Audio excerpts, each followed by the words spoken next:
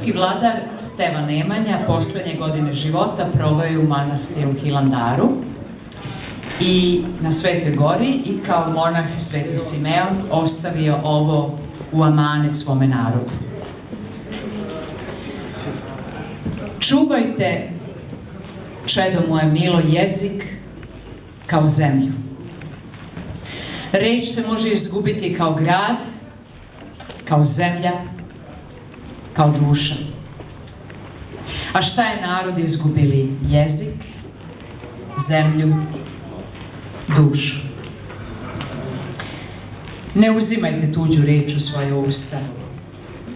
Uzmeš li tuđu reč, znaj da je nisi osvojio, nego si sebe potuđio. Bolje ti je izgubiti najveću i najtvrđi grad svoje zemlje, nego najmanju i najneznačajniju reč svoga jezika. Zemlje i države se ne osvajaju samo mačevima, već i jezicima. Znaj da te neprijatelj onoliko osvojio i pokorio koliko ti je reči potro i svojih poturio.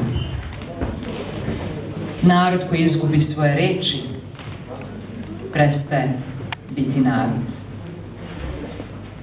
Postoji, čedo moje, bolest koja napada jezik kao zaraza telo. Pamtim ja takve zaraze i morije jezika. Biva to najčešće na rubovima naroda, na dodirima jednog naroda sa drugim, tamo gde se jezik tare o jezik drugog naroda. Dva naroda, milo moje, mogu se biti i mogu se miriti. Dva jezika nikada se pomiriti ne mogu.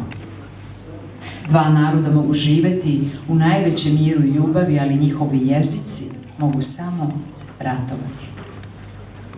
Kad god se dva jezika susretnu i izmešaju, oni su kao dve vojske u bici na život i smrt.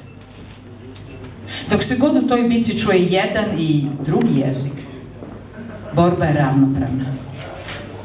Kad počne da se bolje i više čuje jedan od njih, taj će prevladati. Najposle se čuje samo jedan jezik, bitka je završena, nestao je jedan jezik, nestao je jedan narod. Znaj, čedo moje, da ti bitke između jezika ne traje 1-2 dana kao bitka među vojskama, niti godinu dana kao rat među narodima, nego vek ili dva, a to je za jezik isto tako malo kao za čoveka tren ili dva. Zato je, čedo moje, bolje izgubiti sve bitke i ratove nego izgubiti jezik. Posle izgubljene bitke i izgubljenih ratova postoje narodi. Posle izgubljenog jezika nema naroda. Čovjek nauči svoj jezik za godinu dana. Ne zaboravlja ga dok je živ. Narod ga ne zaboravlja dok postoji. Tuđi jezik čovjek nauči isto tako za godinu dana. Toliko mu je potrebno da se odreče svoga jezika i prihvati tuđi. Čedo moje milo, to je ta zaraza i pogibije jezika. Kad jedan po jedan čovjek počinje da se odriče svoga jezika i prihvati tuđi, bilo što mu je to volja, bilo da to mora. I ja sam, čedo moje, u svojim vojnama upotrebljavao jezik kao najopasnije oružje. Puštao sam i ja zaraze i morije na njihove jezike ispred mojih polkova. Za vreme opsada i dugo posle toga slao sam čobane, seljane, zanatlije i skitnice da preplave njihove gradove i sela kao sluge, robovi, trgovci, razbojnici, bludnici i bludnice. Moji polkovnici i polkovi dolazili su na napola osvojenu zemlju i gradove. Više sam krajeva osvojio jezikom nego mačem. Čuvajte se, čedo moje, inojezičnika. Dođu neprimetni. Ne znaš kad i kako. Klanjaju ti se na svakom koraku i zato što ne znaju tvoj jezik, ulaguju ti se i umiljavaju onako kako to rade psi. Nikad im ne znaš šta ti misle, niti možeš znati, jer obično šute. Oni prvi koji dolaze, kao izvide, kako je dojave drugima, i eto ti preko noći gomile u neprekinim redovima, kao mravi, kad nađu hranu. Jednog dana tako osvaneš opkoljen gomilom inojezičnika sa svih strana. Tada doznaješ kasno da nisu mutavi i da imaju jezik i pesme i svoje kola i običaje, postaju sve bučniji i zaglušniji, sada više ne mole niti prose, nego traže i otimaju, a ti ostaješ na svome, ali u tuđoj zemlji.